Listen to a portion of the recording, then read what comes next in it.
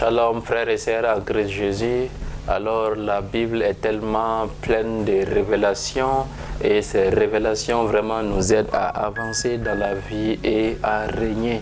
Frères et sœurs, ceci est une réalité. Jésus-Christ a vaincu la mort et il l'a vaincu pour nous tous. Oui, pour nous tous. Plus de morts dans tes affaires, plus de morts dans tes entreprises, plus de morts dans ta vie, plus de morts dans tes finances. Oui, c'est ce que Jésus-Christ a fait. Et je prie que cela soit ton partage à partir de maintenant dans le nom de Jésus-Christ. La Bible nous dit dans le livre de Romains 5, quand nous lisons à partir du verset 14, la Bible dit « Cependant la mort a régné depuis Adam jusqu'à Moïse. » Alléluia. Donc, la Bible nous dit le temps où la mort a régné. Donc, c'est du temps à partir de Adam jusqu'à Moïse.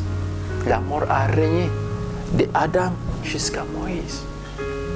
Waouh! Et pourquoi, après ce temps-là, les gens ont été vraiment toujours sous la servitude de la mort? Il y a eu encore la mort partout. La mort vraiment a régné encore. Pourquoi tout cela? Et pourtant la Bible dit que c'est de Adam à Moïse que la mort a régné. Donc même sur ceux qui n'avaient pas péché par une transgression semblable à celle d'Adam, lesquels est la figure de celui qui devait venir. Donc la règne de la mort là s'est arrêtée à Moïse. Donc de Adam jusqu'à Moïse. Mais pourquoi la mort a régné encore? La Bible va nous dire encore vraiment pourquoi la mort a régné dans le livre des Hébreux. Hébreux 2 et le verset 14 encore. Ainsi donc, puisque les enfants participent au sang et à la chair, il y a également participé lui-même, afin que par la mort de Jésus-Christ, il anéantit celui qui a la puissance de la mort, c'est-à-dire le diable. Jésus-Christ a anéanti la puissance de la mort donc,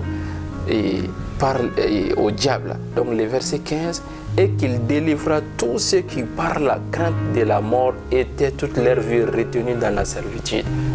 Alléluia. Donc la Bible nous dit pourquoi même après que vraiment le règne de la mort a pris fin, les gens sont toujours restés sous la servitude de la mort. C'était par peur.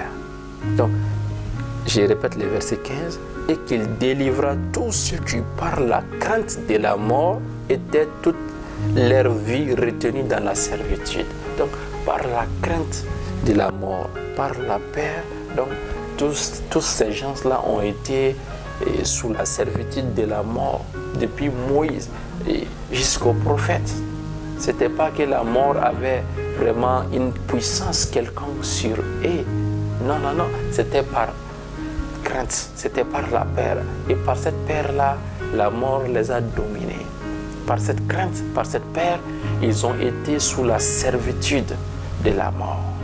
Et frères et sœurs en Christ, bien vrai que Christ soit venu et il a détruit et anéanti celui qui a la puissance de la mort, c'est-à-dire le diable, par la crainte, tu peux être encore sous la servitude. Donc, par la crainte, par la peur, tu peux encore être sous la servitude, alors que Christ a déjà réglé ces problèmes-là. Il a déjà réglé le problème-là de la mort. Il nous a donné quoi? Il nous a donné la vie éternelle.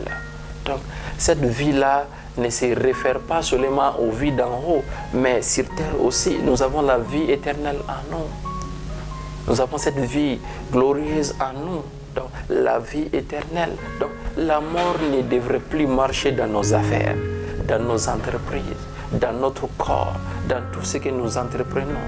La mort a perdu son autorité et vraiment son pouvoir sur nous. La mort n'a rien à nous encore. Jésus-Christ l'a détruit. Mais si vous restez sous la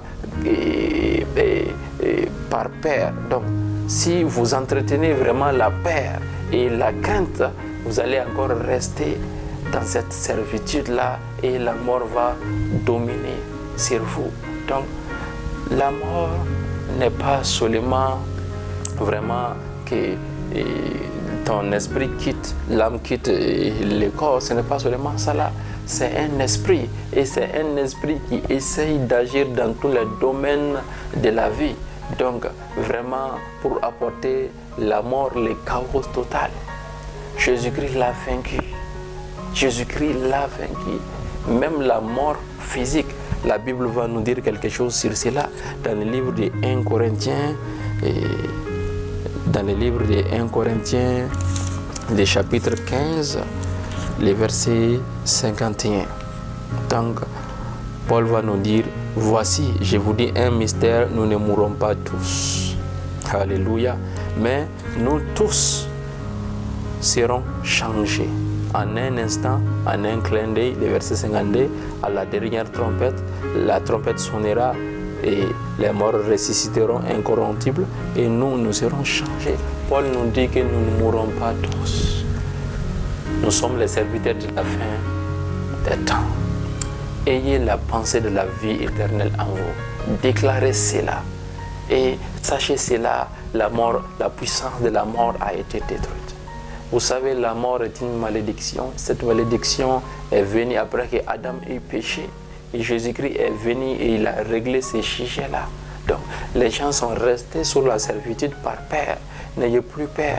Donc, proclamez la vie éternelle. Déclarez que vous avez cette vie éternelle en vous. Et ayez cette conscience-là en vous de vivre cette vie éternelle. Et je vous dis, ces mystères, nous ne mourrons pas tous. Demeurez bénis et que la grâce du Seigneur soit avec vous. Vivez cette vie éternelle dans le nom de Jésus-Christ. Que la mort ne règne plus dans vos entreprises. Que la mort ne règne plus dans vos familles. Que la mort ne règne plus dans votre corps. Que la mort ne règne plus dans tout ce que vous entreprenez dans le nom de Jésus-Christ. Par la puissance de la croix, j'anéantis maintenant tout pouvoir de la mort dans votre vie. Que la mort perd son emprise maintenant sur vous, sur votre corps, sur votre famille, sur vos entreprises, sur vos finances, maintenant même au nom de Jésus-Christ. Je réprime cet esprit de mort qui vous suivez là et qui vous menez en captivité, qui vous vraiment menez sous la servitude là. Donc, j'anéantis maintenant ces servitudes-là dans votre vie, dans le nom puissant de Jésus-Christ. Soyez libérés, soyez délivrés et vivez la vie éternelle. Déclarez cette vie éternelle-là en vous et vivez dans cette vie éternelle. Je vous dis encore et redis encore ces mystères, nous ne mourrons pas tous. Demeurez bénis.